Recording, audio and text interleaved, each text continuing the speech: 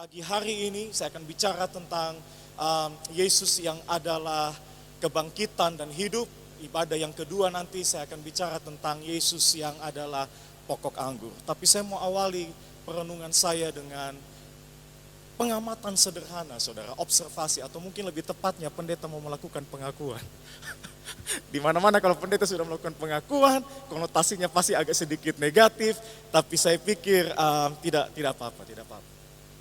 Saya sadar, saudara ya, bahwa sebagian orang bicara, kalau kita bicara menjalin persahabatan dengan orang, sebagian orang terlalu mudah untuk melakukan itu. Dia ketemu orang baru semenit, 2 menit dan serasa dia sudah ketemu dan sudah kenal 20 tahun. Ada di situ yang seperti itu tidak perlu angkat tangan, saudara. Tapi, bagaimana? Ya itu suami saya, Pak. Oh itu istri saya. Tapi saya juga mengakui, saudara ya, bahwa ada orang yang bukan karena sombong, tapi lebih karena temperamennya, personalitinya, kepribadiannya. Oh dia mau ribuan yang mengelilingi dia tidak akan bergerak untuk kenal orang kalau orang tidak bergerak lebih dulu untuk kenal dia, saudara. Saya tidak tahu itu ada di sini atau tidak. Tapi mau bilang bahwa sementara ada yang mudah untuk menjalin persahabatan dengan orang lain, dengan orang asing. Tapi ada yang ketemu orang baru susah sekali untuk memulainya, saudara. Itulah sebabnya tidak mengherankan bagi mereka yang gampang bergaul. Satu kota Kupang mereka kenal, saudara. Satu kota Kupang mereka kenal. Tapi saya mengagumi orang-orang seperti itu. Kenapa? Karena maaf kata, saya tidak terhitung di antara mereka yang gampang bergaul, saudara. Jujur saja.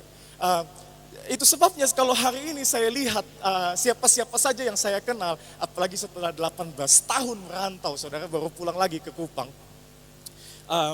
Hanya segelintir yang saya tahu. Hanya segelintir yang saya tahu, saudara.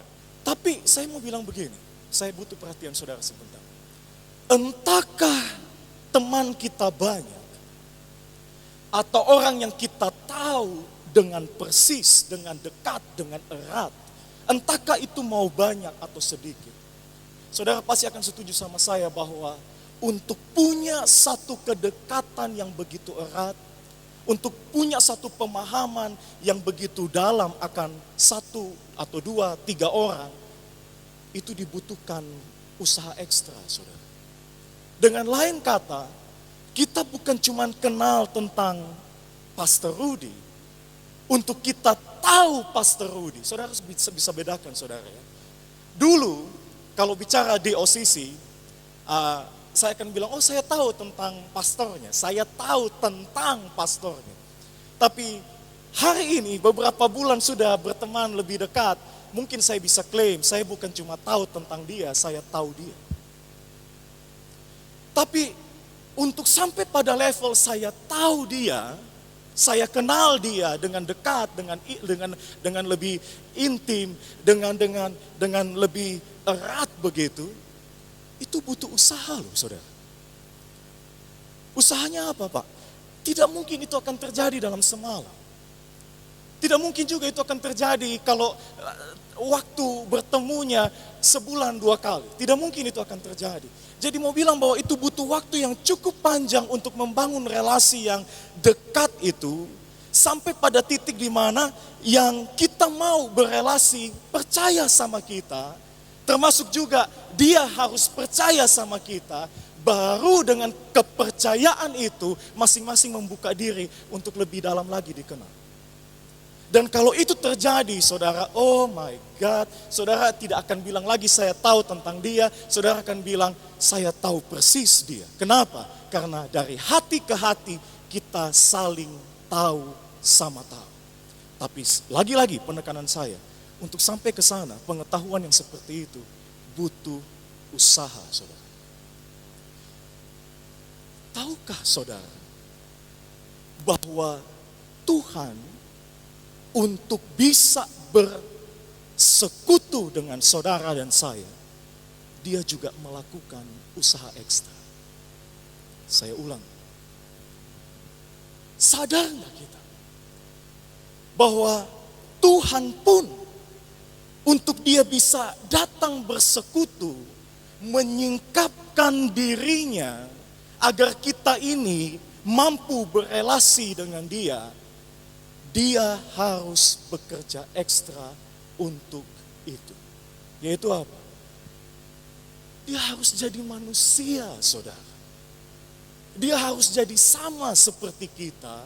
Baru dengan demikian kita ini bisa relate. Kita ini bisa berelasi dengan dia yang adalah pribadi. Sebab tidak mungkin yang terbatas ini, baik dalam kemampuan, bahkan dalam segala hal, bisa berelasi dengan dia yang tidak terbatas. Dia yang maha hadir, dia yang maha kuasa, dia yang terbatas ini tidak akan mungkin bisa menyelami Tuhan yang tidak terbatas. Kalau yang tidak terbatas terlebih dulu melakukan aksinya untuk menjadi sama seperti kita, di sanalah baru kita mampu untuk bersekutu atau berelasi. Pahami ini dulu, kenapa? Karena saya mau bilang begini, tidak mungkin loh saya berelasi dengan yang membuat meja ini hanya dengan saya pandangi meja ini, saya peluk-peluk saudara, ya, mungkin saya cium-ciumin. Saya tidak akan pernah tahu dan saya tidak akan pernah tahu persis, bahkan punya satu kedekatan dengan yang membuat ini hanya dengan saya pandangi saja perbuatan tangannya. Saya harus berjumpa dengan pribadi yang membentuk meja ini. Saya harus bersekutu dengannya. Saya harus punya satu exchange, pertukaran, relasi itu, pertemanan itu. Baru saya bisa pahami siapa yang bentuk meja ini. Sebab apa? Sebab sekali lagi tidak mungkin saya punya satu kedekatan dengan yang buat meja ini hanya dengan menatap meja ini. Kenapa? Karena meja ini sederhana, bukan pribadi. It's a thing. Benda, saudara. Dan kita tidak akan mungkin kenal dan kita tidak akan mungkin lebih tahu dalam tentang benda, sebab benda itu bukan pribadi. Kita baru hanya bisa berelasi kalau dia pribadi dengan pribadi. Itu sebabnya lagi-lagi saya mesti bilang, Tuhan harus jadi sama seperti kita, pribadi, agar kita mampu untuk mengenal. Nah, sepanjang 2 bulan terakhir sudah, oh Tuhan Yesus, saya masuk pada kebenaran firman-Nya pagi hari ini. Saudara diajarkan tentang Tuhan yang menjadi pribadi itu, yang datang untuk menyingkapkan seperti apa sih Tuhan itu. 2 bulan terakhir saudara diajarkan tentang apa?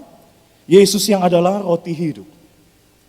Yesus yang adalah terang dunia. Ini saya ujian saudara ya, ujian. Yang ketiga, Yesus adalah pintu. Yang keempat, Yesus adalah gembala yang baik. Yang kelima, Yesus adalah kebangkitan dan hidup. Yang keenam, Yesus adalah jalan kebenaran dan kehidupan. Dan yang terakhir, minggu yang lalu, Pastor Amos dan Pak Peter bicara tentang Yesus adalah pokok anggur. Bapak dan Ibu perhatikan saya sebentar. Apa yang sedang Yesus buat dengan menyampaikan statement-statement ini, khususnya yang dicatat dalam Injil Yohanes? Dia sedang bilang kepada kita, kalau kamu mau tahu Tuhan itu modelnya seperti apa, kalau kamu mau pahami Tuhan itu wujudnya bagaimana, kalau kamu mau tahu apa yang ada dalam isi hati Tuhan, pemikirannya buat kamu, termasuk kalau kamu mau tahu apa yang Dia sanggup untuk kerjakan buat kamu lihat aku. Look at me.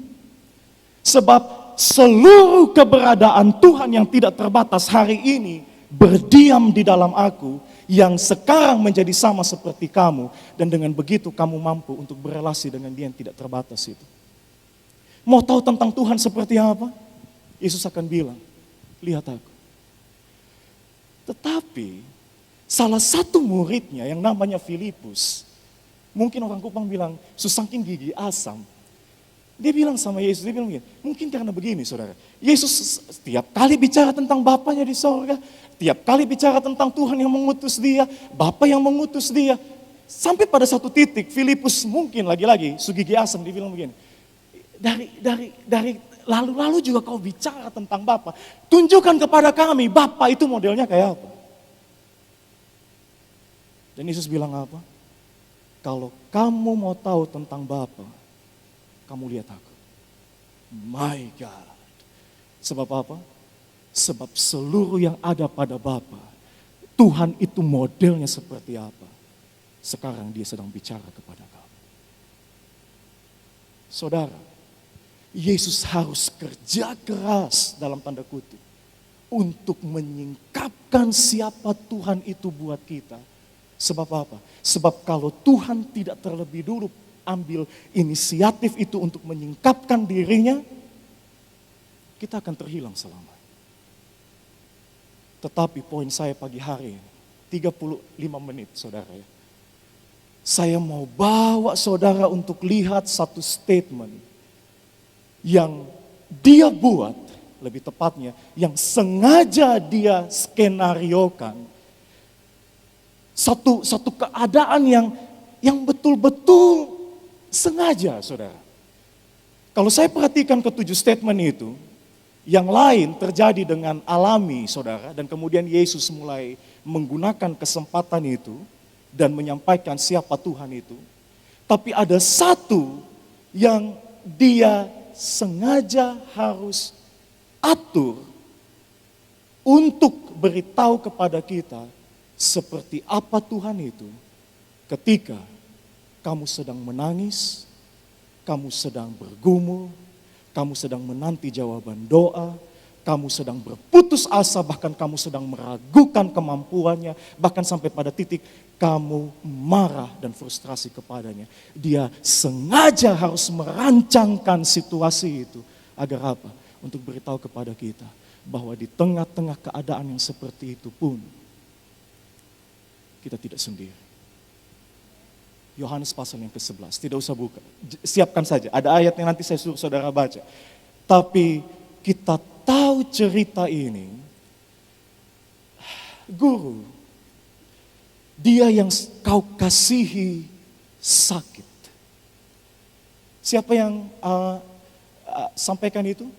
Utusan dari Maria dan Marta. Guru, dia yang kau kasihi. Nah, garis bawahi kata dia yang kau kasihi sakit. Alkitab berkata apa setelah itu? Yesus sengaja tinggal berapa hari? 2 hari. Bapak dan Ibu, terjemahan bahasa Indonesia menambahkan kata sengaja yang baik dalam bahasa asli ataupun bahasa Indonesia, bahasa Inggrisnya tidak ada sama sekali. Tapi saya pikir itu terjemahan tidak salah. Kenapa? Karena memang ada unsur kesengajaannya di sana, yaitu apa? Dia secara sadar bermaksud mengatur situasi itu, merancang skenario itu, supaya dengan begitu harus ada pesan kebaikan yang harus disampaikan kepada umat, supaya umat mengerti seperti apa Tuhan ketika umat sedang bergumul dalam persoalan dan problemnya. Dia harus buat itu. Nah, persoalannya begini, bicara mudah kan, tapi coba alami sendiri. Coba alami kalau saudara ada kedukaan.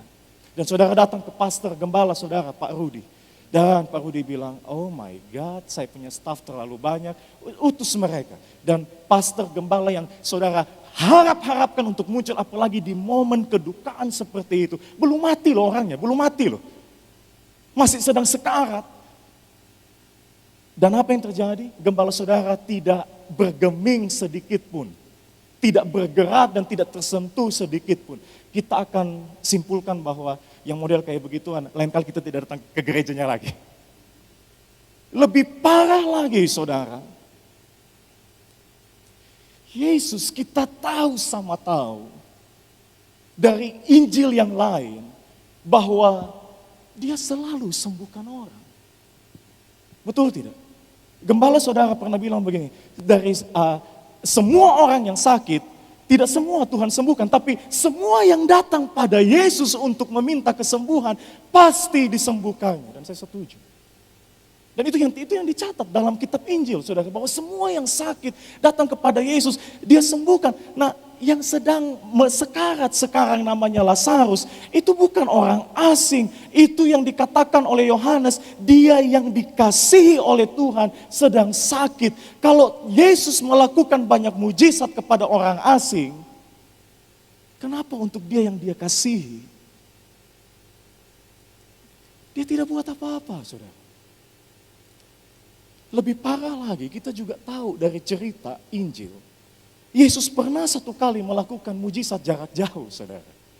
Mau bilang bahwa kuasanya tidak terbatas, staf dari perwira di Kapernaum datang dan bilang kepada Yesus, sembuhkan salah satu daripada anak buahku.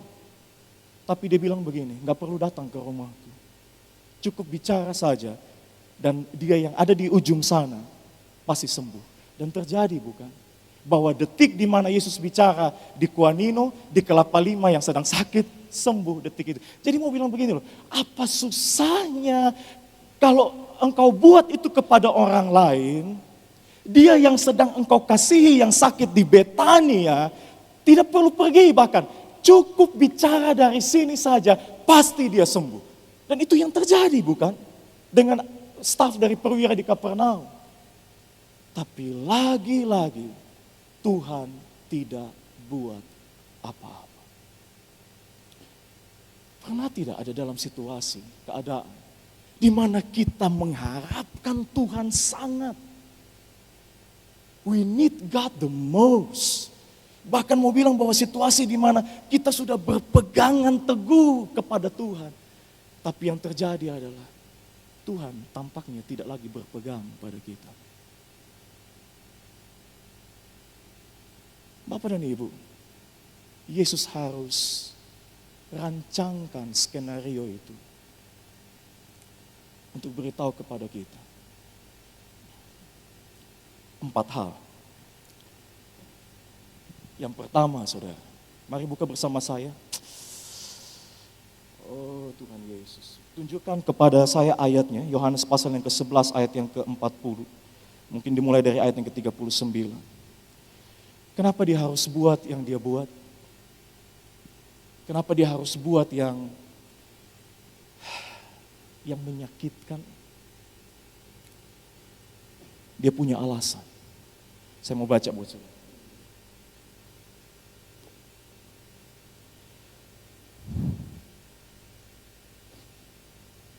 Kata Yesus, angkat batu itu.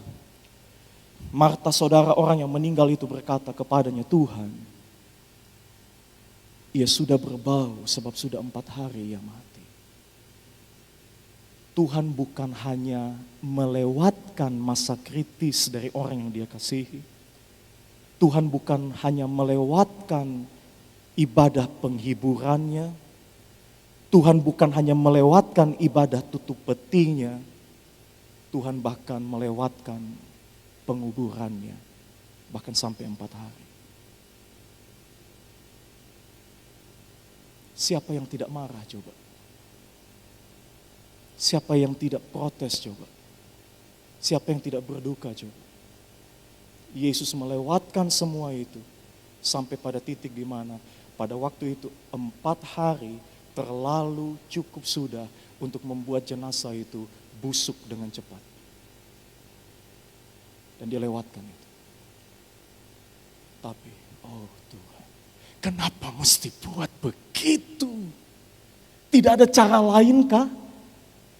Dan kita diberitahu pagi hari ini alasannya kenapa. Jawab Yesus, bukankah sudah kukatakan kepadamu, jikalau engkau percaya, engkau akan melihat kemuliaan Allah. Maka mereka mengangkat batu itu, lalu Yesus menengadah ke atas dan berkata, Bapa, aku mengucap syukur kepadamu karena engkau telah mendengarkan aku. Aku tahu bahwa engkau selalu mendengarkan aku. Tapi ayat ini bilang begini selanjutnya, tetapi oleh karena orang banyak yang berdiri di sini mengelilingi aku, Dan saudara tahu tidak, cerita ini ditulis bertahun-tahun kemudian setelah kejadian itu terjadi. Jadi mau bilang bahwa Yohanes menulisnya bukan saja bicara untuk orang-orang yang pada saat itu berdiri di sekeliling kuburan itu, di sekeliling batu itu, untuk mereka dengar perkataan Yesus, tapi juga untuk pendengar Yohanes pada waktu itu, supaya mereka tahu. Dikatakan di sana bahwa tetapi oleh karena orang banyak di sini mengelilingi aku, dan saya percaya bukan hanya untuk kepentingan orang banyak yang pada saat itu saja mengelilingi Yesus, tapi untuk orang banyak di sini yang sedang duduk ini, supaya mereka tahu. Yaitu apa? Aku mengatakannya supaya baik mereka yang saat itu ada maupun mereka yang hari ini duduk di sini percaya bahwa Engkaulah yang telah mengutus aku. Apa yang mau dia sampaikan? Dia mau bilang begini, perhatikan saya. Kita percaya bahwa Yesus datang dari Tuhan, betul. Jadi apa yang ada pada Tuhan, yaitu ada pada Yesus. Kalau kita mau cari tahu Tuhan itu modelnya seperti apa, karena dia datang dari Tuhan, kita cukup lihat Yesus. Tapi dia perlu loh buat ini. Supaya apa? Supaya baik mereka pada saat itu maupun kita pagi hari ini memahami dengan benar seperti apa Tuhan itu. Ketika kita sedang ada dalam kondisi di mana kita berpegang teguh kepadanya, tapi seakan-akan dia tidak lagi berpegang pada kita. Kita perlu tahu apa yang sedang ada dalam pikiran Tuhan ketika kita ada dalam situasi seperti itu. Yang pertama,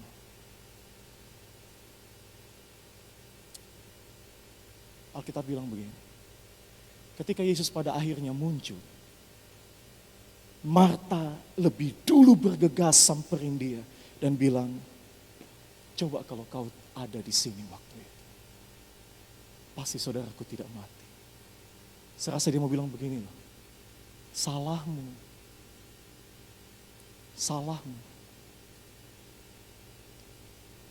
Yesus menanggapi dengan cercaan, tahan dulu. Belum juga Marta selesai bicara, Maria sudah datang karena dia dengar Yesus akhirnya muncul.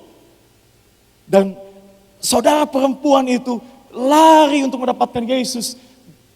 Kali ini, bayangkan, perkataan yang sama yang Marta sampaikan, dia sampaikan juga dan dia bilang, kalau engkau ada di sini saat itu, tidak mungkin dia mati Tuhan. Lagi-lagi mau bilang,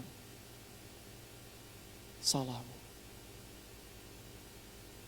Nah, Alkitab mencatat, Maria menangis.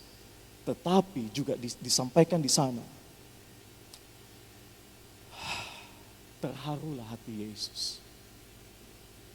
Pada saat Maria menangis, Alkitab mencatat hatinya terharu, saudara. Sampai pada titik dia bilang begini, bawa aku ke tempat penguburan itu, bawa aku ke sana. Dan apa yang terjadi? Di depan kuburan itu, Alkitab mencatat ayat yang paling pendek di dalam Alkitab kita, yaitu Yesus menangis. Oh my God, Yesus menangis. Dia yang bisa buat apa saja yang dia bisa kerjakan. Oh my goodness, dia sanggup buat apa saja yang dia mau. Tapi di momen ketika Maria menangis dan dia ikut menangis, mau beritahu kepada kita, Bapa, Tuhan itu, ketika kita naikkan doa protes dan oh my God, yang sudah disertai dengan amarah, frustrasi, keraguan, pertanyaan, bahkan keputusasaan. Semua itu tidak ditolaknya, tapi diakuinya dan diterimanya tanpa menghakimi kita. Kalau saudara bilang, Tuhan itu modelnya seperti apa? Ketika kita ada dalam kondisi seperti itu, Yesus akan jawab, kamu lihat apa yang aku buat. Bukan cercaan yang aku sampaikan kembali, bukan makian, penghukuman dan penghakiman yang aku balikan kepada Maria dan Marta, tapi momen di mana mereka menangis, Tuhan ikut menangis. Sekalipun dia mampu untuk lakukan apa saja, dia menangis bersama-sama dengan mereka. Jadi kalau memang betul Tuhan, Yesus itu adalah perwujudan Tuhan, dalam kondisi seperti itu, semua orang pada saat itu perlu tahu, kita pun di sini perlu tahu, yaitu apa? Ketika kita sedang bergumul, saudara pikir Tuhan akan menghakimi kita dan Tuhan akan bilang salahmu. Tapi justru di momen dimana kita kehilangan semuanya, dan yang bisa kita buat, kita menangis, kita protes, kita marah, kita frustrasi, dan Tuhan mau bilang, aku akui dan aku ambil semuanya, tanpa sedikit pun menghukum kamu. Itu sebabnya poin saya yang kedua ada di sini. Keadaanmu hari ini, oh Tuhan Yesus, teristimewa keadaanmu di mana doamu belum dijawab, tidak menjadi ukuran bahwa Tuhan sedang absen dari hidupmu. Tidak, oh my God. Keadaanmu apapun itu, terlebih lagi keadaanmu yang sekarang penuh dengan tanda tanya. Karena jujur saudara ya, seringkali kalau kita dengar orang kesaksian, orang ditolong Tuhan, orang dipulihkan Tuhan, kita cuma pikir dalam hati kita begini, kok kayaknya orang lain saja yang Tuhan tolong ya. Sedangkan aku dari dulu sudah begini saja ini. Tidak pernah mungkin Tuhan lebih sayang dia. Itu kebohongan besar. Kenapa? Karena keadaanmu tidak menjadi petunjuk atau indikator seberapa besar Tuhan mengasihi. Hanya karena hari ini doamu belum dijawab, tidak berarti bahwa Tuhan sedang jauh. Hanya karena hari ini engkau lihat sesuatu yang bertentangan dengan harapanmu, tidak berarti bahwa kamu sedang ada dalam penghukuman. Sebab apa? Sebab Yesus beritahu kepada kita, bahwa keadaan yang Maria dan Marta lewati tidak menunjukkan sama sekali bahwa kasihnya berkurang buat mereka. Justru, dengar baik, Alkitab mencatat begini, ketika Yesus menangis, bahkan tangisan itu dilihat oleh orang-orang di sekelilingnya, sampai mereka simpulkan, betul loh, dia sangat mengasihi Lazarus. Bayangkan saudara. Saudara pikir Tuhan tidak mengasihi saudara ketika, saudara pikir Tuhan tidak mengasihi saudara ketika saudara berseru kepada dia. Orang bahkan bisa notice, orang bahkan bisa perhatikan. Betul, dia mengasihi Lazarus. Jadi saya mau bilang sama saudara ya, pulang dari tempat ini,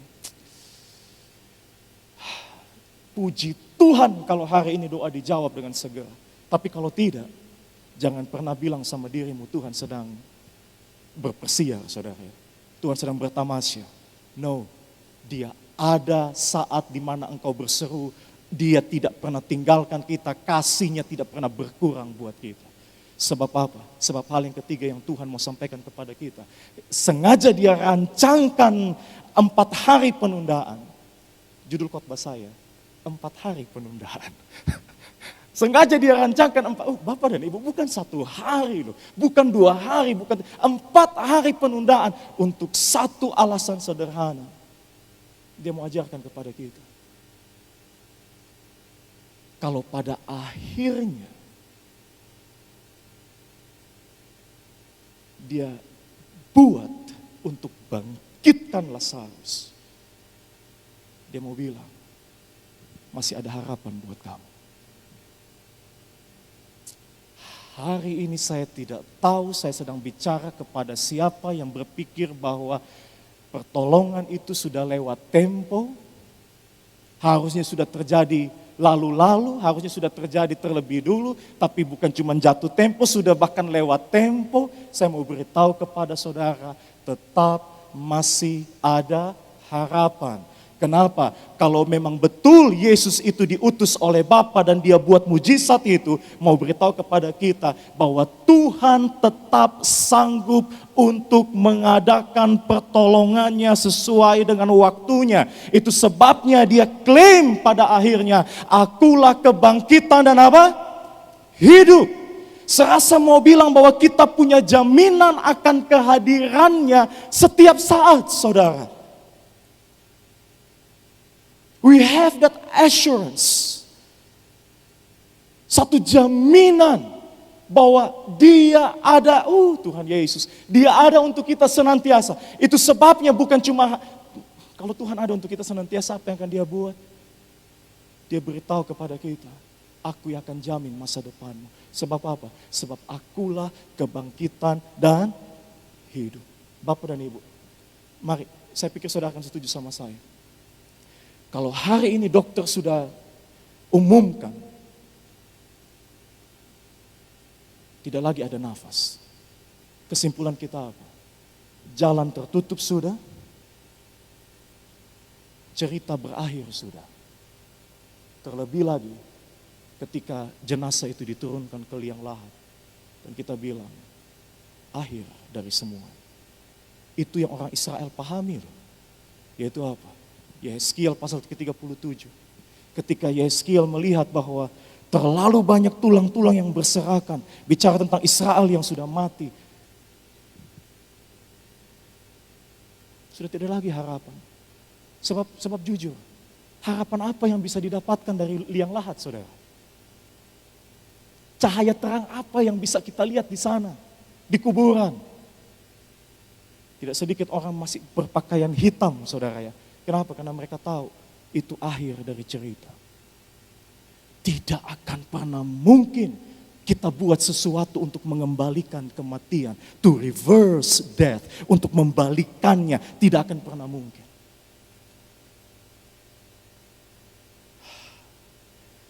Tapi Yehezkiel dibilang sama Yahweh God. Bicara kepada kematian itu.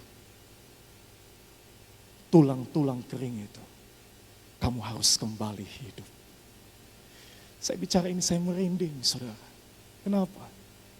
Saudara, kalau saudara jadi Yehezkiel pada waktu itu, saudara lihat tulang-tulang berserakan, tulang-tulang kering berserakan. Saudara akan lihat itu masa depan saudara, saudara akan lihat itu kondisi saudara, saudara akan lihat itu keadaan keluarga, kesehatan saudara. Dan saudara simpulkan apa? Tidak mungkin itu akan dibalikan. Tapi Tuhan bilang, hai anak manusia, bicara kepada nafas hidup itu untuk berembus, oh my God, kepada dia yang mati itu. Dan Alkitab berkata bahwa angin itu datang dan mulai bekerja membalikkan kematian. Itu sebabnya ribuan tahun kemudian Yesus muncul dan bilang begini. Kematian bukan akhir dari segalanya. Kematian bukan akhir dari cerita. Sebab apa?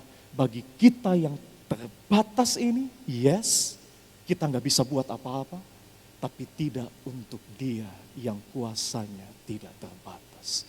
I am the resurrection and life, katanya. Artinya saudara, saya tahu saya akan kedengaran seperti orang jual obat, tidak apa-apa. Tapi saya mau bicara apa yang saya mau sampaikan 2 menit ke depan. Mungkin sebagian orang akan bilang begini, Pak, betul ya. Hari ini saya belum lihat mujizat, Pak. Saudara akan bilang, jangankan hari ini, mungkin juga 1 minggu lagi saya tidak akan lihat mujizat. Mungkin 1 bulan lagi juga saya tidak akan lihat mujizat. Mungkin 1 tahun lagi juga belum tentu saya lihat mujizat. Kenapa? Karena hidup saudara yang saudara lewati sampai hari ini, saudara melihat ke belakang, kok kayaknya Tuhan tidak bikin apa-apa. Pagi hari ini kalau itu saudara ada pesan seperti ini suara Tuhan buat saudara, tangkap dalam roh saudara. Saudara harus bilang kepada keadaanmu, oke, kalau hari ini tidak ada mujizat. Kalau minggu ini belum ada mujizat, kalau bulan ini belum ada, bahkan kalau tahun ini belum ada mujizat. Sejak aku tahu bahwa dia adalah kebangkitan dan hidup dan bicara bahwa pada akhirnya harus ada hidup dan bukan kematian. Oke, minggu depan pasti ada mujizat. Bulan depan pasti ada mujizat. Tahun 2024 pasti ada mujizat. Kenapa? Karena akhir daripada hidup kita tidak bisa tidak. Cuma kehidupan yang kita rangkul dan bukan kematian. Kenapa? Karena dia yang diutus, yang mewakili Tuhan, yang adalah Tuhan sendiri beritahu kepada kita. If you have me, kalau engkau ambil aku dan engkau punya aku, engkau punya kehidupan. Terakhir, tunjukkan saya ayat ini, 1 Petrus pasal yang ke-5. Jadi apa yang perlu kita buat? Apa yang harus kita buat? Kalau kita tahu bahwa Tuhan ketika dalam keadaan kita yang paling tragis, Dia tetap bersama-sama dengan kita. Dan apa yang harus kita buat? Petrus sebagai salah satu saksi mata yang hidup bersama-sama dengan Yesus, yang lihat Yesus makan, yang lihat Yesus minum, yang lihat Yesus buat mujizat, bahkan termasuk cerita yang tadi, Yesus yang mengadakan kehidupan di tengah kematian. Petrus mau bilang begini, aku lihat dengan mata kepalaku sendiri. Jadi sekarang aku mau beritahu kepada kamu semua ya, apa yang harus kamu buat. Karena itu, rendahkanlah dirimu di bawah tangan Tuhan yang kuat. Respon kita sederhana, kita datang merendahkan diri kita. Humble ourselves di bawah tangan Tuhan yang kuat, supaya ditinggikannya pada waktunya. Ayat yang ke-7 bilang begini, serahkanlah apa? Dalam bahasa Yunani, kekhawatiran itu diterjemahkan dengan satu kata yang bukan cuma hanya dibatasi dengan kekhawatiran. Semua yang saudara bisa sebutkan, yang negatif. Semua yang saudara bisa pikirkan, yang tidak ada baik-baiknya.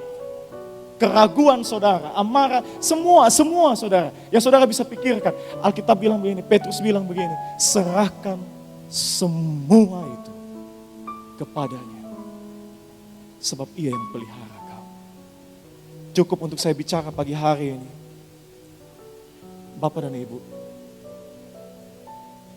kita akan bilang sama diri kita, jangankan tahun 2020-2024, 2025, 2026, mau sampai kapanpun akan kulewati juga dan kumasuki dengan keyakinan iman yang teguh. Sebab aku tahu siapa yang pelihara hidup. Amin. Aku tahu siapa yang pelihara hidup. Dan Petrus bilang, dia yang ada bersama-sama dengan Yesus, dia yang lihat Yesus, dia yang turut menyaksikan apa yang Yesus buat. Dia simpulkan pada satu statement dan dia mau beritahu kepada kita, ini yang perlu kamu buat. Rendahkan dirimu di bawah tangan Tuhan yang kuat. Dan serahkan semuanya. Sebab apa? Sebab Dia penjamin hidup. Entahkah pendeta terlalu percaya atau tidak, berlebihan atau tidak, tapi buat saya pribadi, saya akan masuki tahun yang baru dengan keyakinan iman yang teguh, saudara. Sebab minta maaf, saya sudah lewati hidup sendirian 18 tahun mengembara di negeri orang, jauh sampai ke negeri orang Amerika sana, saudara. Tidak pernah sedetik pun saya lihat Tuhan gagal untuk menepati janji. Apalagi sekarang saya tinggal di rumah orang tua. Pasti Tuhan sediain orang. Bukan itu yang tapi saya mau bilang begini, pengalaman hidup itu mengajarkan sudah. Ketika kita sendirian, siapa yang kita andalkan? Tuhan. Dan itu cukup beritahu kepada kita kalau Dia setia dulu, masakan di tahun akan datang Dia tidak setia. Mari bangkit berdiri bersama.